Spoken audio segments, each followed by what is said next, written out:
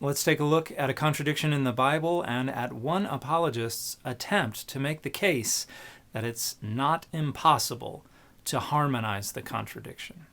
Hey everybody, I'm Dan McClellan. I'm a scholar of the Bible and religion, and this video is following up on another video of mine, my video number McClellan 2813. So if you want the full context, you can check out that video. But in that video, I pointed out that when people assert on the internet that there are no contradictions in the Bible, they're not actually asserting something that they know as a fact. They are performing belief that it's not impossible that the Bible has zero contradictions. It's not something that they are sure about, it's something that they hope. And to demonstrate that, I'm going to share a Twitter thread that Wesley Huff posted a handful of months ago about one of these contradictions, to show that the best apologists can usually hope to do is just make the case that it's not impossible to harmonize a proposed contradiction. They can't make the case that it's most likely. They can't even make the case that it's plausible. They have to make the case that it's not impossible. So here's the thread. It begins talking about a hashtag Manuscript Monday, and then about halfway down that top paragraph, Wes says, today's post looks at some of the questions surrounding the historical validity and interpretation of whether what is included in the Gospels about the Bethlehem journey makes sense historically. And then the next post. One of the best known elements in the Christmas story is the journey of Mary and Joseph from Nazareth to Bethlehem, despite Mary's advanced pregnancy, to participate in a census associated with a Roman official named Quirinius. Writing towards the end of the 1st century AD, Josephus describes a census carried out by Quirinius just after Archelaus, a son of Herod the Great, was deposed as ethnarch of Judea by the Romans. Bottom post. Josephus argues this took place because in AD 6 the Romans annexed Judea, incorporating it into the province of Syria.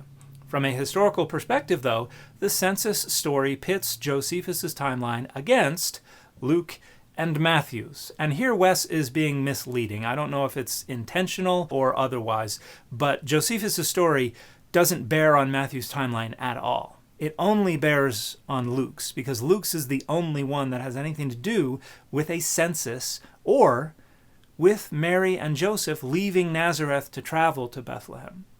Because in Matthew, the story begins with Mary and Joseph in Bethlehem, and it never once says that they lived in Nazareth. In fact, if you did not have any other gospel, if you only had the Gospel of Matthew, you would have no choice but to conclude that Mary and Joseph had always lived in Bethlehem, that Jesus was born while they were living at home in Bethlehem, and that they only later made their way to Nazareth, where they settled in order to avoid persecution at the hands of Archelaus. So this is entirely misleading. But let's continue. Luke's gospel tells us about a census that required people to return to their ancestral hometowns. Let's be clear. Wes acknowledges the census required they return to their ancestral hometowns. It says Joseph had to go to Bethlehem because he was of the house of David. In other words, a distant ancestor's hometown, not his hometown. As far as Luke is concerned, Joseph and Mary live in Nazareth. That's where their home is. And in fact, when they're done with everything, it says they went back to Nazareth to their own home. So this is ancestral hometown. Bottom text, as does Matthew's.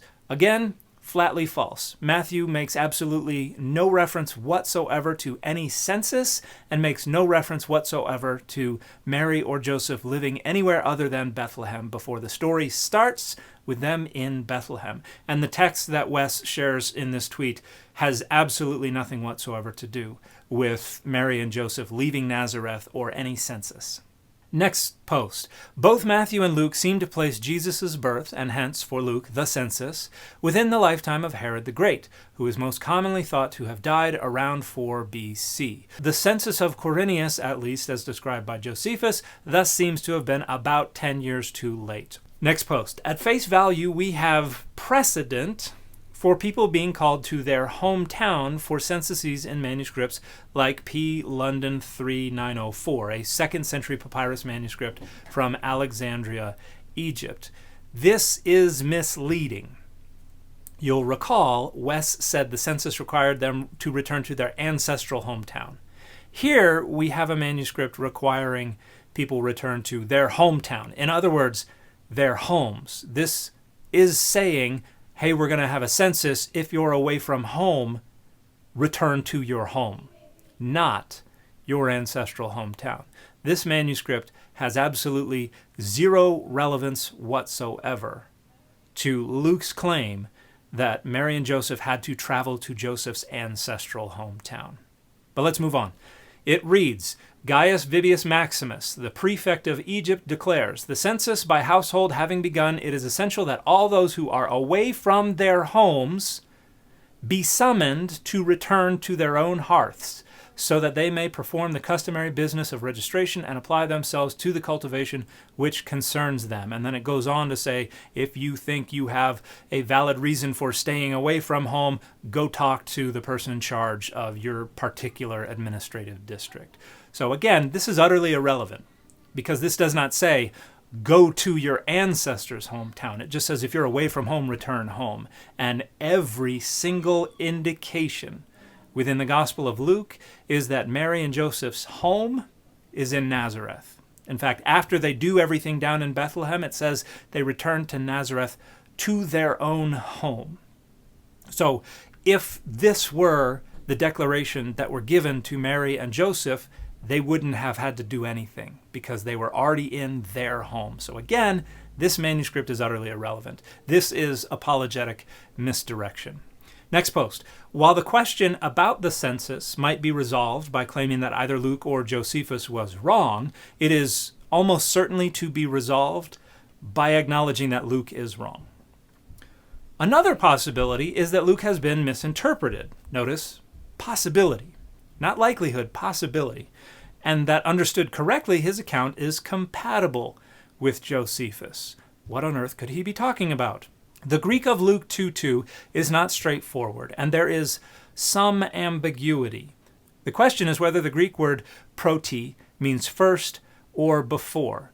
So before I get too deep into this, I want to point out that there is a tiny bit of ambiguity. That is true. But the question that Wes identifies is not the actual question of ambiguity. To discuss this, let's take a look at the Baylor Handbook of the Greek text of Luke. And here is the translation that is offered for Luke 2:2. It starts on the right side of the upper line. This census was the first while Quirinius was governing Syria. That is what Wes indicates occurred in 6 CE. So let's talk about the ambiguity in the red box. The clause can be understood in at least 3 ways. And the clause is avti, apographi, proti. 1. Avti could be viewed as the nominative subject of ageneto, and apographi proti as a predicate nominative. In other words, you have an X is Y sentence where this is the X and first census is the Y. So this was the first census. 2. Avti apographi could be viewed as the subject and proti as a predicate adjective. So this census is the X and first is the Y. In other words, this census was the first. And that is the way that this editor translates the text. Or 3, avti apographi proti as a whole could be taken as the subject. This first census came about, where came about is translating ageneto, which is a word immediately after. A noun modified by a demonstrative pronoun is normally articular if it is the subject. That means it normally has the definite article. In this case, it would be he. The article is normally not present, however, when the nominative substantive serves as the predicate. Thus, option 1 appears to be most likely. This is a good example, however, where the textual tradition provides important evidence of how scribes, who represent ancient speakers of Greek, understood the text. Some manuscripts include the article, he, making it clear that these scribes viewed apographi as the subject and proti as a predicate adjective. In other words, option 2 above, which is the translation that they went with. This reading is also supported by 2 manuscripts that reverse the order of ageneto and proti, making it likely that these scribes also took proti as a predicate adjective. In an interesting argument, Carlson suggests that proti here means most prominent or most important.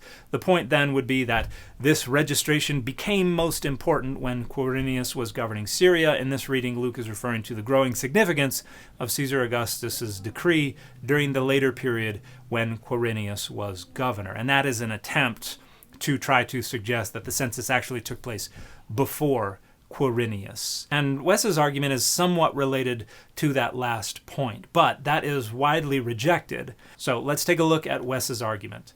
Meaning that a possible translation of this passage is not this was the first registration when Quirinius was governor, but this was the registration before Quirinius was governor. Quirinius, at least according to Josephus, was governor of Syria following the ousting of Archelaus, too late to coincide with Jesus' birth in the time of Herod the Great.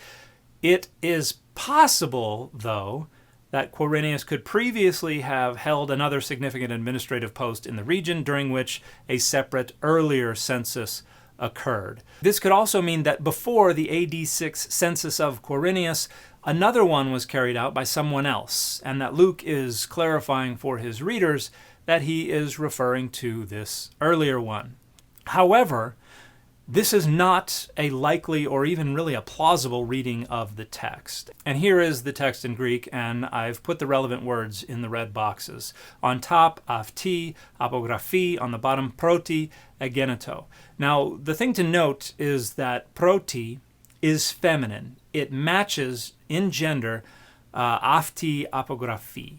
And so it is almost certainly to be interpreted as modifying or acting as a predication with the other two feminine terms. So the notion that it is governing what goes next is not very likely. Additionally, when the word is used to mean before, as it is in like John 1:15 and John 1:30, the word is immediately followed up by a noun or a participle in the genitive. And here it's not. It's followed by egeneto, a finite verb.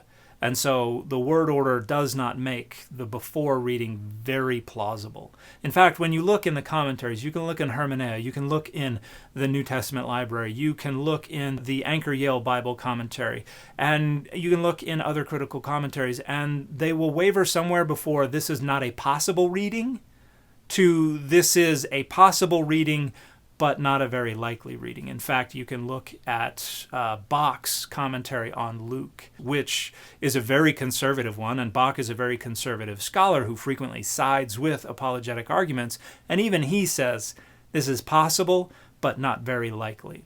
So this is advocating for a reading that is pretty low down on the list. It's certainly not certain, it's not probable, it's not even plausible.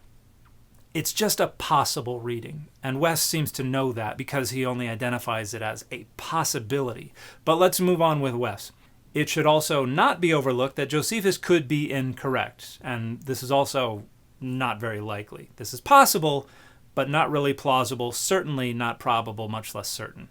Josephus was an incredible historian, as was Luke, but Josephus was far from infallible and regularly gets details wrong. But we have to have data that indicate the details are wrong. And here, the data pretty unilaterally side with Josephus and against Luke. In fact, to argue that something else is going on here, you actually have to read stuff into the gaps. You have to claim that, oh, well, this must have been going on, even though there are no data that point in that direction. The reference to the census in Luke 2, 1-2 is one of the more difficult historical passages in the New Testament.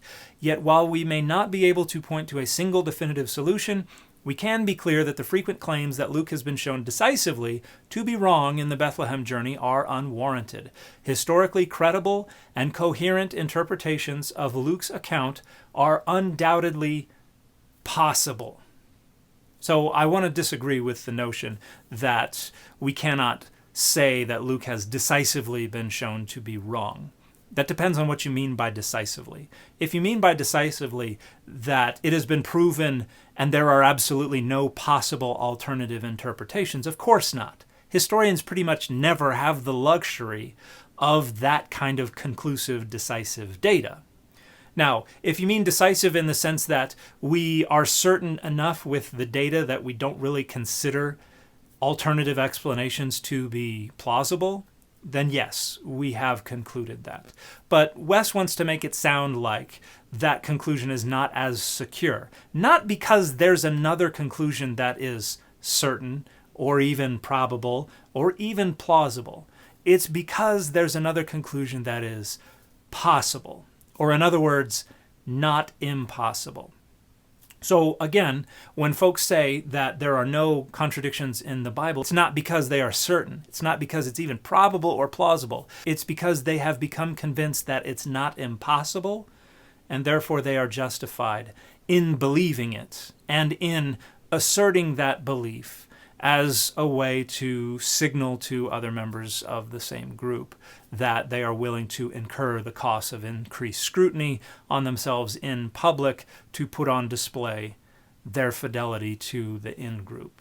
So again, apologists are not there to demonstrate that you can be certain that there are no contradictions. And Wes here has done a wonderful job of showing that his argument is only that it's not impossible, even though his argument has appealed to some falsehoods and used a lot of misdirection, and ignores the fact that even if you do want to place that census earlier, there are other problems to address with that. And as we see, the argument that, well, maybe it means it happened before Quirinius was governing in Syria, that is not a plausible argument, certainly not probable or certain. It is at best not impossible.